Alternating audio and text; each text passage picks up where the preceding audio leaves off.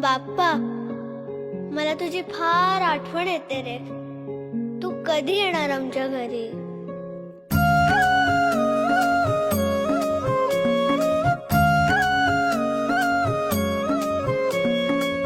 देवा तुझ्याच साठी उघडून दार, वाट पाहून झाली फार.